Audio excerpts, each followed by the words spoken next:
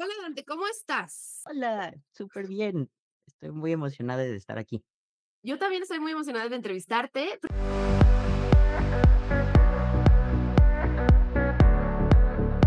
Primero quería saber con qué pronombres te identificas para pues llevar a cabo la entrevista. La verdad es que utilizo el que sea, pero ella me gusta Perfecto. más. Perfecto. Chócalas. Ahí sí. Oye, a ver, la verdad estoy yo muy feliz y muy emocionada por entrevistarte. Lo primero, soy muy fan de tu mamá, empezando por ahí. Yo Y la también. neta, conocerla y saber que, pues, es tu mamá y que tú estás en este mundo, me parece muy muy chido. Y, pues, justo te decía fuera del aire que había empezado a ver la serie de El Rey de los Machos y por eso estamos aquí. Entonces, quiero preguntarte primero, ¿cómo es para ti, ser la primera persona no binaria en interpretar y protagonizar una serie de este alcance? Muy fuerte. Yo justo entré en este proyecto porque creo fielmente en el bien que puede hacerle a muchas personas y creo que el poder estar, ¿no?, representando y contando una historia que a mí me parece muy valiosa, ¿no?, es un sueño y es muy inspirador y o sea, he visto, ¿no?, estos día y medio, ¿no?, me han escrito diferentes personas hablándome de qué les ha parecido y qué les gusta y qué les hace pensar y qué no les encanta, y todo eso me llena mucho el corazón porque justo son personas que se están viendo en una institución tan importante que es Disney, ¿no? Entonces, no sé, es muy emocionante y a la vez tengo mucho miedo, estoy todo el tiempo muerte de miedo, pero sí. Me encanta, es que justamente yo lo estaba viendo con mi novia y desde el principio, así, lo primero que dije cuando empezó la serie fue: "Soy", así fue que estoy cortándome el pelo, el Mulan que le llamo yo, ¿no? Y eso es muy chido porque, pues, muchas veces no nos vemos representadas en grandes medios, ¿no? Y entonces, para mí fue muy bonito justamente esa escena del pelo. ¿A ti te pasó en la vida real o fue algo que es del personaje o cómo llegaron a esa escena en específico? Sí, yo me cortaba el pelo desde que estaba en la primaria, de tener el pelo largo, me hice un moicano, ¿no?, en el baño de mi abuela. Y salí con además los pelos todos mal hechos, pero yo estaba muy Muy orgulloso. bebé. Pero además fue muy bonito, esa escena fue la primera escena que grabamos como en la serie, y era mi cabello real. Yo me lo había dejado largo ¡Guau! porque me gustaba largo y decidí como cortarlo, ¿no? Fue un momento muy bonito, porque además fue el primero, justo porque queríamos que fuera el cabello natural, ¿no? Entonces, ¡Qué hermoso!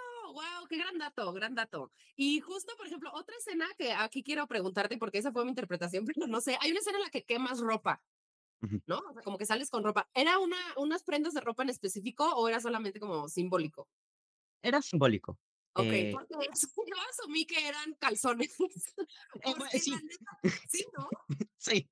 Porque según o sea, yo le decía a mi novia, es que a mí eso fue de lo primero que yo en mi transición como que adopté, que fue el cambio de ropa interior y que yo lo hice como por probar y la euforia fue inmensa.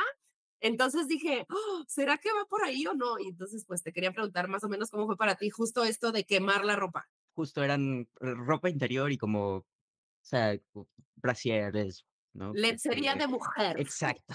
Eh, es como esta idea de también imponerse un poco a el rechazo que, ¿no?, Charlie está viviendo en el primer episodio, ¿no?, por parte de su familia.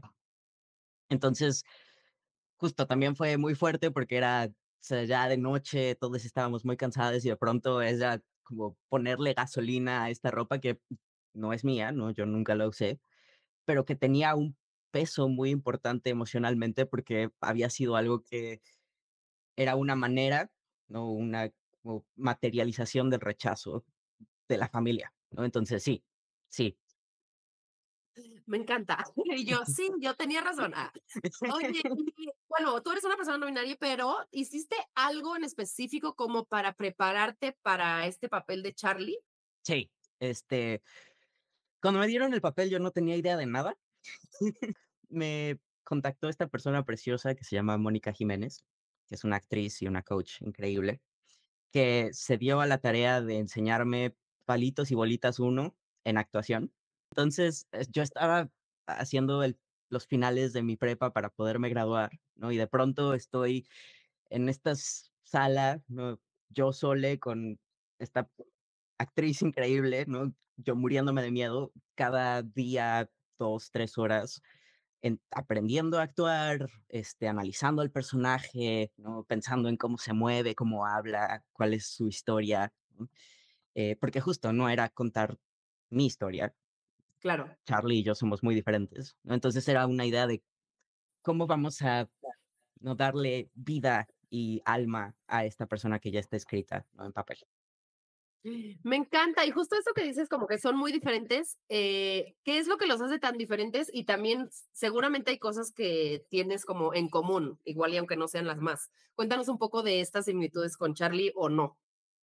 Sí, creo que Charlie se parece mucho a mi yo justo al inicio de, Sí, ¿no? Entenderme y vivirme trans, ¿no? Creo que ahora yo soy un poco menos, ¿no? El querer ser viste como hombre, ¿no? Y el querer entrar un poco a veces en esta idea más estereotípica de qué es la masculinidad, ¿no? Que creo que en eso Charlie está en el proceso de entender, ¿no? Y de darse cuenta o querer explorar qué significa para él, ¿no? Ser un hombre, que es muy diferente a lo que nos han dicho que son los hombres, ¿no? claro, Y creo que ese proceso yo también lo pasé, ¿no? Al principio me importaba mucho cómo me veían, ¿no? Qué pensaban de mí, y entonces decidí dejar ciertas cosas, ¿no? Que me gustaban, con tal de que se me viera de una forma. ¿No?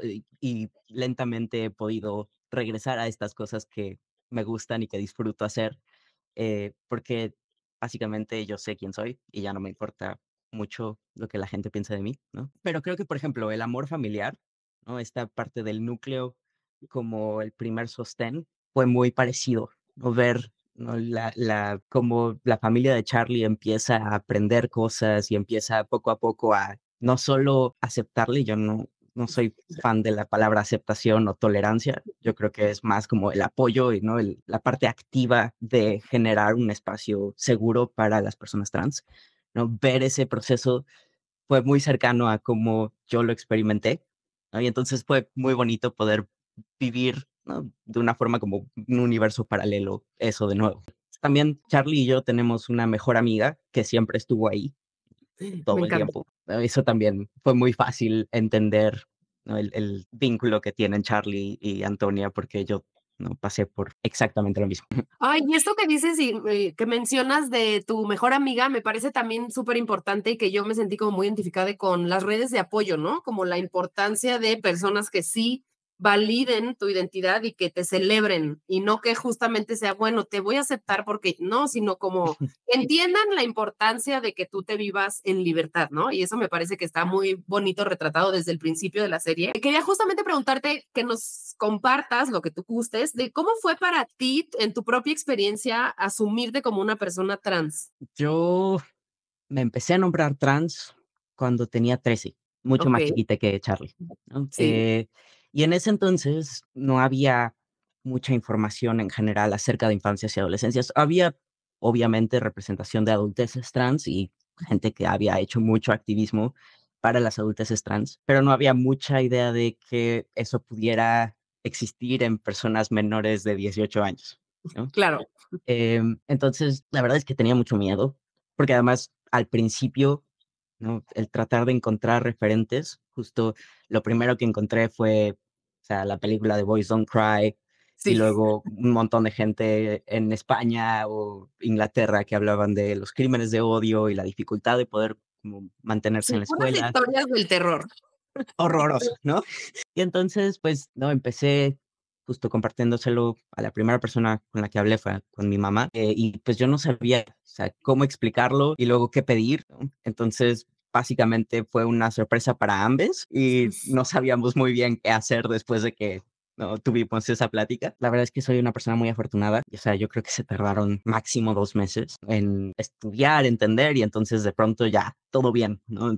Soy alguien súper privilegiada. Y entonces, pues básicamente empezamos ¿no? Nuestra familia es mucho de derechos y leyes y activismo, ¿no? Desde antes. Entonces empezamos a buscar cómo, ¿no? íbamos a poder ahora tener un nuevo acta de nacimiento, poder explicarle a la escuela de una forma en la que no se les diera la oportunidad de decir, no te vamos a, ¿no? reconocer como una Ujú. persona, ¿no? que tiene derecho a la educación. Eh, Así de y básico. me acuerdo que llamamos a estas como líneas en donde te dicen cómo hacer procesos Claro. Ujú. legales, ¿no? Y decimos, ¿cómo hacemos un cambio de un acta de identidad para una persona menor de 18 años? Y, o sea, la persona que estaba en otro lado de la línea, sí, eso no Colgó existe, básicamente, ¿no? Nos dimos cuenta que había muchas cosas que íbamos a y tener que hacer. flotó. Sí. Exacto. O sea, no. Y entonces, pues, fundamos esta, organización, que es la Asociación para las Infancias Transgénero, y básicamente de ahí fue encontrarme en mi identidad un poco a través del activismo y poder empezar a tener mucho más contacto con adulteces trans que, pues, obviamente ya tenían toda una vida recorrida y entonces, pues, justo esta red de apoyo se incrementó por 1000 y entonces ya de pronto tenía además unas muchas guías de muchos ejemplos de cómo podías vivirte trans y además ser una persona feliz y plena y tener amigues y una pareja y una carrera, ¿no? Y entonces como que todo de ahí fue mucho más sencillo. Me encanta, qué bueno que lo pones sobre la mesa porque yo te quería preguntar, y para que la gente conozca un poco, ¿cuál es el trabajo o dónde está el enfoque de la Asociación por las Infancias Trans? Pues hacemos de todo, ¿no? Estamos fierros de todos los moles. Al principio era mucho más como una visión de política pública, tratar de hacer protocolos de educación. Se presentó esta iniciativa de ley, que fue la primera, buscando que los actas de nacimiento para personas trans menores de 18 años pudiera ser un proceso que no fuera, ¿no? un juicio, más bien es algo que fuera lo mismo que una persona mayor de 18 años, ¿no? Después de ahí empezaron a llegar un montón de familias que habían escuchado también que yo existía, ¿no? A través, o sea, como, es que fulanita dice que en la escuela esta hay una persona que se parece a tu hija, ¿no? Y entonces de pronto empiezan un montón de familias a contactarnos diciendo cómo hicieron, qué hicieron, de qué se trata esto, y entonces decidimos que pues igual valía la pena hacer un grupo para familias trans, no solo de apoyo y justo generar redes en donde hubiera personas que estaban viviendo por lo mismo, porque de pronto se puede sentir muy solitaria, ¿no? Todas estas luchas que hacemos familias, las personas trans, pero también el poder dar herramientas para que nosotras no fuéramos las únicas personas que supieran cómo pelear por derechos, sino que darles esas mismas herramientas a familias para que ellas mismas pudieran velar por sus derechos y que supieran cómo funciona la exigibilidad de derechos, ¿no? Entonces, hemos hecho eso, ahora estamos también tratando de hacer más conexiones con todo Latinoamérica, porque hay un movimiento muy importante que se aleja un poco de esta narrativa como un poco más europea y estadounidense acerca de cómo se viven las personas trans, esta idea de los cuerpos equivocados, La el patologización, ¿no? De las exacto, personas trans. Ujú. ¿no? Latinoamérica está haciendo una propuesta increíble que se Ujú. puede vivir trans, que se note que eres trans y además mereces poder vivirte como una persona plena. Creo Claro. que o sea, debería ser básico, sentido común, pero pues, ¿no? Aquí estamos. Ujú. Eh, entonces, no, todo eso. Ahora también hacemos pláticas con escuelas para poderles dar herramientas para que sus instituciones ya estén preparadas en caso de que tengan, ¿no? estudiantes trans y no que ellos tengan que llegar a pedir cosas, ¿no? y que la estructura tenga que cambiar por ellos, ¿no? Entonces sí, hacemos un Están montón de cosas. derribando al sistema, básicamente. Me parece increíble. Yo, pues, conocí justo a tu mamá gracias a su trabajo, y para mí es como muy emocionante saber que esto está pasando, ¿no? Porque, como bien dices, muchas veces en las experiencias de personas trans y no binarias hay poca información a la mano, y entonces a veces el camino puede ser como muy solitario y saber que existen asociaciones y personas que dedican su tiempo y su vida a esto es, la verdad, muy, muy sanador. Te agradezco desde aquí.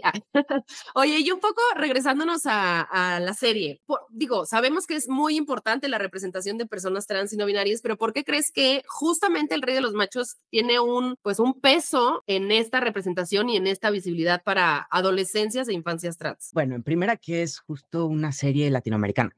Usualmente vemos representación de personas trans blancas, no en nuestro idioma, ¿no? Entonces, pues hay mucha gente que ni siquiera tiene acceso a poder verles o entenderles de una forma en la que se puedan sentir identificadas o incluso solo escuchadas, ¿no? Creo que la otra es algo que a mí me parece muy importante, es que no solo habla de la historia de una persona trans, sino que se dedica a como analizar la construcción de la masculinidad en general en una comunidad mexicana. Y entonces no se trata de solo una chica trans tratando de entrar en el mundo cisgénero, sino es qué pasa con el mundo cisgénero cuando una persona trans se vive libre, muy segura de sí misma, ¿no? Y entonces vemos que es el mismo impacto que tiene la comunidad cis en una persona trans que una persona trans entrando en una comunidad cis, ¿no? Porque entonces lo que pasa es que como nosotros hemos tenido la gran fortuna de poder cuestionarnos qué queremos como mantener, qué queremos deconstruir del género, ¿no? Cómo nos vemos en este mundo, ¿no? Y entonces pues empezamos a cuestionar todo acerca del género. Todo. Exacto, todo. O sea, queriéndolo o no, hacemos que las otras personas que están cerca de nosotros también tengan que cuestionarse eso mismo, ¿no? Que igual ni siquiera nunca habían pensado que era una opción, ¿no? Y entonces en esta serie creo que podemos ver que en general todo el pueblo se empieza a cuestionar los roles de género y cómo se viven dentro de estos. Y creo que entonces justo no es una serie únicamente para personas trans, sino es una serie que creo que puede ayudar en general a familias que están viéndolo a cuestionarse cómo se viven y cómo se relacionan entre ellas a través del género. Me parece súper importante esto que dices porque justo yo en mi vida personal me he estado como cuestionando esto en específico, como la diferencia entre esto que dices, ¿no? Como aceptar y casi que tolerar la existencia de una persona trans y el que tú también te estés cuestionando, o sea, a la llegada de la persona trans que te cuestiones tu propia existencia y el contexto en el que habitas, ¿no? Que no nada más es, bueno, te acepto, pero es como, o sea, sí, pero también hay que introyectar esa información porque pues si no vamos a seguir replicando los mismos patrones, ¿no? Y esto que dices de la masculinidad me encanta porque yo estoy ahí como loco repitiendo y ya me da gusto que no esté yo solo en este tema, pero pues sí, ¿no? La masculinidad no solo le pertenece a los hombres cis, y que todos nos tenemos que hacer cargo de ello, porque muchas veces en movimientos como justo feministas y demás, pues hasta hay como una división, ¿no? Mujeres acá y hombres allá, y a mí siempre eso me causó conflicto porque decía, pero es que eso es quitarles casi que la responsabilidad de que se hagan cargo y que nos hagamos cargo todas, todos y todas de nuestra masculinidad. Y por eso me encanta que en el contexto del macho, ¿no? Que el macho muy mexicano se esté cuestionando esto. Para ti, cómo has habitado justo esto de la masculinidad y la feminidad? ¿Qué han sido estos grandes cuestionamientos que te has hecho y a qué respuestas has llegado? Ay, yo ya bien filosófica. No, me encanta. Estas son las conversaciones que me gusta tener. Gracias. Excelente.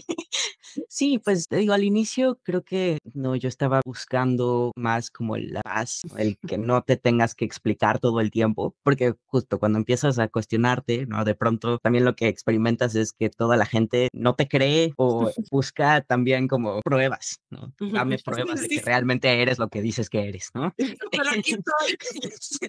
Más pruebas que Entonces me acuerdo que además, ¿no? De pronto la familia, las amigas que querían ser, ¿no? Un apoyo y entonces, ¿no? Querían como tratar de ayudarme en mi proceso.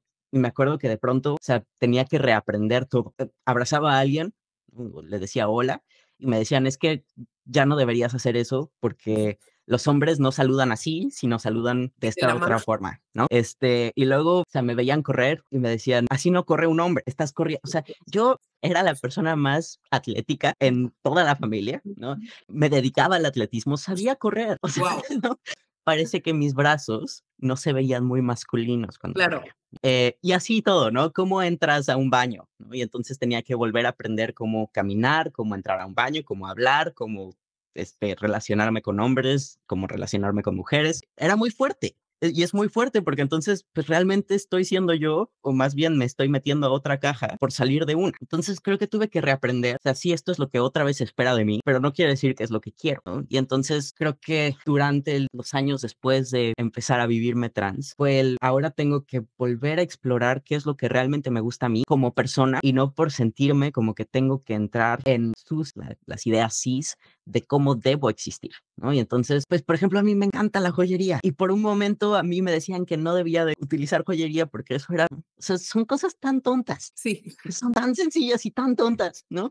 Pero de pronto se te olvida que eres una persona completa porque quieres entrar en todos los estereotipos que te requieren para que puedas vivir tranquilamente, porque no se trata de, nosotros no nos cuestionamos cosas, se nos pide que seamos algo, o sea, para que nos den derechos o para que nos dejen entrar a la escuela o para que no nos hagan o no suframos abuso en las calles o en los baños. Ay, Entonces, esto sí, último que acabas de decir me parece, o sea, justo, yo ahorita estoy en este proceso de, bueno, el otro día me di cuenta que iba a tener que dejar de entrar al baño de mujeres pronto, ¿no? Porque ahorita pues puedo un poco hechizar porque todavía mi voz es, pues, puede llegar a ser muy aguda. Sí. Y entonces, si alguien me dice, caballero, sálgase del baño de mujeres, puedo decir, ay, no, aquí estoy bien y todo está bien. sí. Pero justamente empecé mi TRH y entonces dije, o sea, cuando la voz ya no me saque de este problema, pues ya no, o sea, no va a haber cómo explicarle a nadie que quiero estar en ese baño. Y esto que estás diciendo es como justamente esas cosas que la gente no alcanza a ver, pero que suceden en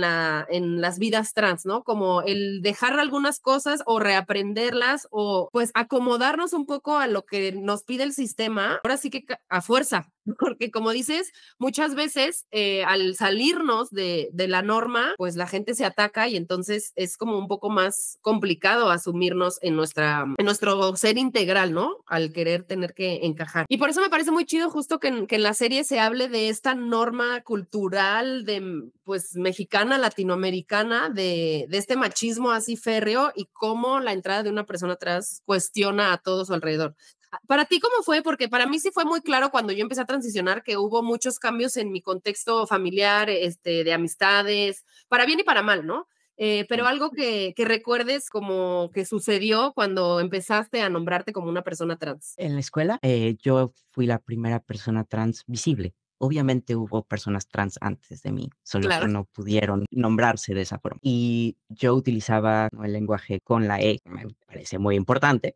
Por Y al dos. inicio no me dejaban entregar cosas, ¿no?, trabajos, si utilizaba ese lenguaje, porque Guau. academia de, ¿no?, O sea, te de la ponían un lengua. H, así, esto está Ajá, mal. sí. Guau. Al final, o sea, cuando eso pasó primero de secundaria. En segundo de prepa, cuando entré a un salón, ¿no?, y estaba el proyección de bienvenides, estaba con bienvenides a todes. Los Guau. profesores de español estaban hablando con la E. De pronto, y ni siquiera de español, o sea, en general, la E era algo que mi salón ya estaba utilizando, no era la única persona bicho raro que... Y al final pude entregar mis exámenes finales, no solo para la prepa, sino estuve en como preparatoria internacional, Yo ¿no? tuve el BI, Exacto, sí, por dos estuve en sí. Eh, En donde primero me habían dicho: "No deberías de utilizar la E, porque puede ser que claro. te digan que es inválido". Yo decidí jugármela, porque primero tengo estos Ujú. principios muy fuertes para el activismo y terminé teniendo todos los puntos en estas cosas. Entonces, por ejemplo, eso se sintió precioso, ¿no? Ver el cambio en el lenguaje en mi comunidad. Además, la conciencia de por qué es importante el lenguaje, incluso si no hay una persona trans presente, ¿no?, cuando estás hablando con la E. Y además, después de mí, empezaron a haber un montón de más personas trans que se pudieron nombrar trans en la escuela, porque ya había un sistema que se había implementado, porque lo pedimos, ¿no? Mi mamá, mi familia y yo. Y entonces, pues ahora era mucho más fácil para otras personas poder recorrer ese mismo camino, ya estaba hecho. Entonces, este protocolo, pues solo había que repetirlo, ¿no? Y entonces fue muy bonito ver cómo al principio yo me sentía completamente sole en mi experiencia y al final había todo un grupo de personas que además alimentaban, ¿no?, estas experiencias, ¿no?, y les daban como muchas más diferentes puntos de vista y perspectivas, ¿no?, que me parece algo precioso. Ay, qué bueno que pones esto. Bueno, me encanta, primero me da mi esperanza en la vida porque cada vez que yo hablo de lenguaje inclusivo en redes, el sistema me gaslightea fuertemente. Pero justo quisiera que en mis redes alguien más que no fuera yo nos hablara de esto que dices, ¿no? ¿Por qué para ti es crucial y sumamente importante el uso de la E en el lenguaje y por qué crees que es algo que debemos hacer? El uso de la E, ¿no?, como si eres una persona cis que está utilizando, ¿no?, el uso de la E, generas, ¿no?, de forma inmediata, es mandar el mensaje de que eres una persona segura, ¿no?, para una persona trans que igual no sabes que existe, uno, ¿no? Entonces, le estás diciendo sin tener que, ¿no?, generar o poner en el centro a una persona trans, que hay un espacio seguro en donde tú estás, ¿no? Y entonces que además no tienes miedo mostrarte como un aliado a la comunidad trans. Uno. Luego, por ejemplo, en la academia creo que es importantísimo que se utilice la E, ¿no? Porque si estamos hablando de que estas no son las como el centro de donde luego vienen corrientes del pensamiento, si no incluimos a todas las personas en las corrientes de pensamiento, pues entonces después justo creamos filosofías, leyes que no están hechas para todas las personas, porque no pensamos en todas las personas cuando las estábamos creando. Y además, o sea, las personas trans existimos en el mundo y deberíamos tener, ¿no?, el derecho de estar en las narrativas que se generan, ¿no? Incluso si no estamos presentes, cuando utilizamos la E, estamos teniendo consciente y haciendo consciente a otras personas que hay, ¿no?, gente que no usa la O ni la A en el mundo y que deberíamos estar en la memoria, ¿no?, colectiva y en la conciencia colectiva como una actividad y una sociedad completa. Entonces, sí, no sé, hay muchas cosas que a mí me parecen muy importantes, pero unas cuantas.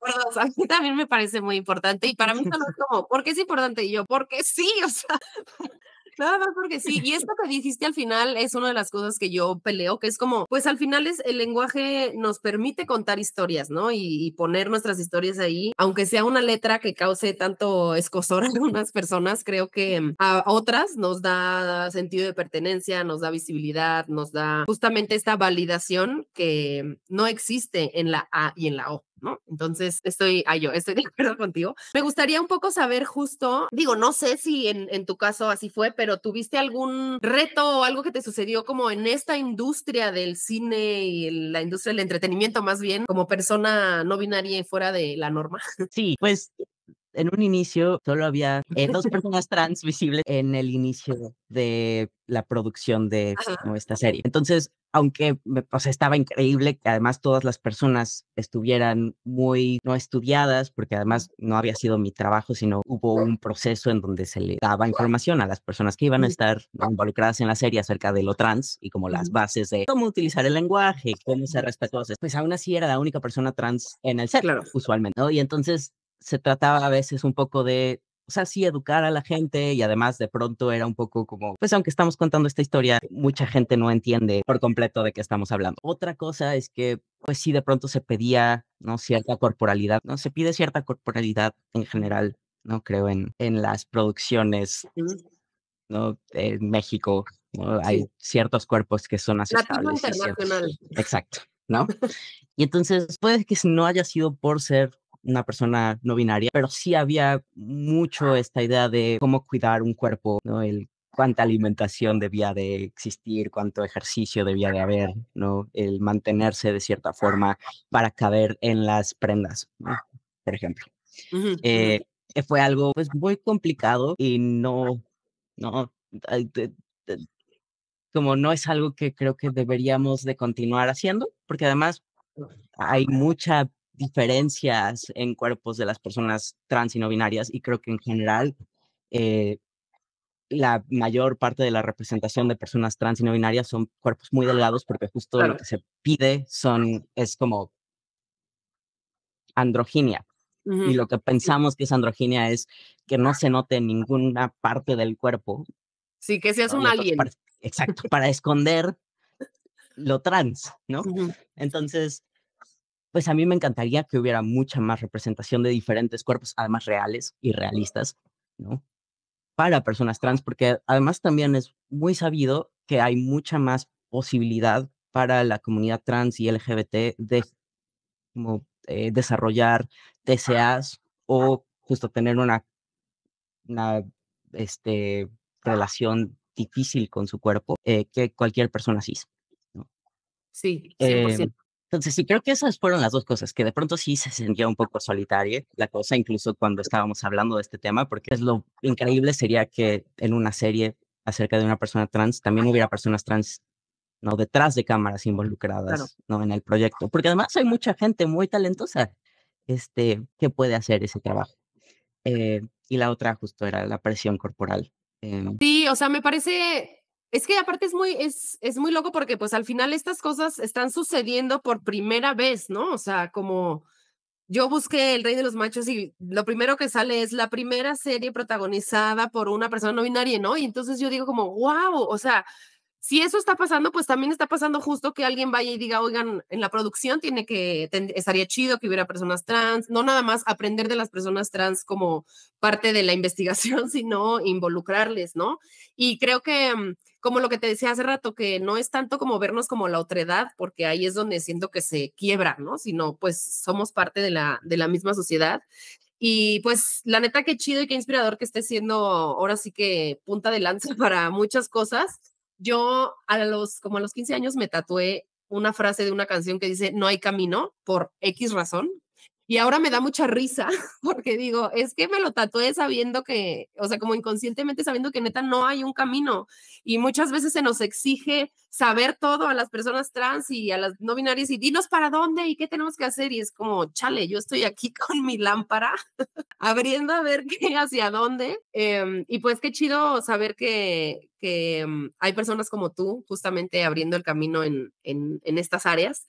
Y ya para ir cerrando y un poco despedirnos, quisiera que un poco la pregunta de cajón, pero desde tu punto de vista, ¿qué ha sido de las cosas importantes o a qué te has agarrado fuertemente para vivirte trans, para vivirte en libertad, para vivirte plenamente, que le pudieras compartir a las personitas, adolescencias, infancias trans que nos pueden llegar a ver? Porque el otro día me enteré que muchas adolescencias e infancias ven mi contenido y dije, ay, qué chido. Entonces, pues, un poco como para darles luz.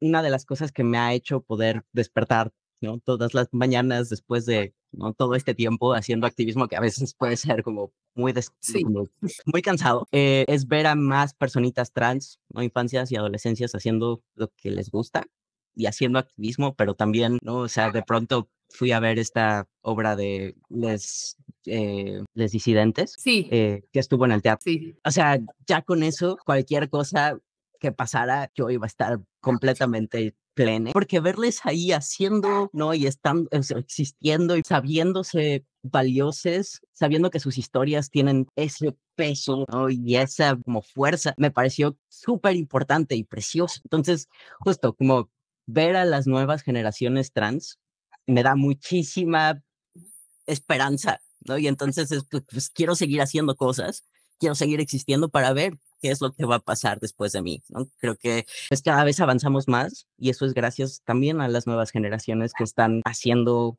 ¿no? Y tienen proyectos preciosos.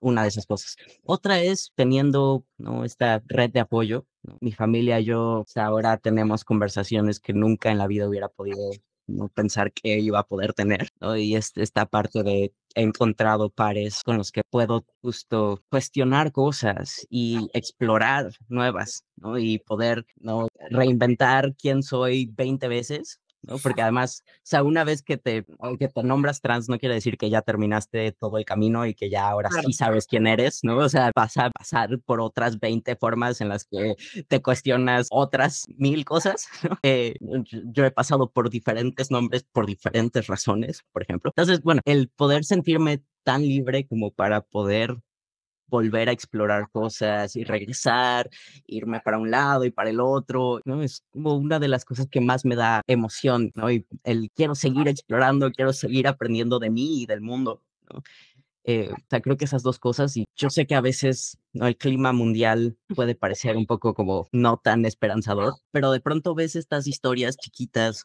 ¿no? De una persona trans, ¿no? Haciendo esto en su trabajo, o de un grupo de personas no binarias que hicieron un proyecto artístico precioso. Y esas pequeñas como logros creo que hacen toda la diferencia, porque el punto es crearnos un mundo, aunque sea chiquito, en donde podamos estar y ser libres y felices. Me encanta. Y yo, sí, a mí también, la verdad es que ver a infancias viviéndose en completa libertad es, justamente este año fui a pues creo que fue un encuentro o algo de la Asociación de Infancias Trans y fue un regalo increíble que yo invito a todo el mundo a que, pues sí, a que conozca historias de infancias y adolescencias trans porque pues ahí hay muchas respuestas, como que a los adultos a veces nos cuestionan mucho de y por qué decidiste y a qué hora y cuando ves a las infancias con las cosas tan claras a tan corta edad, es muy esperanzador, estoy de acuerdo contigo.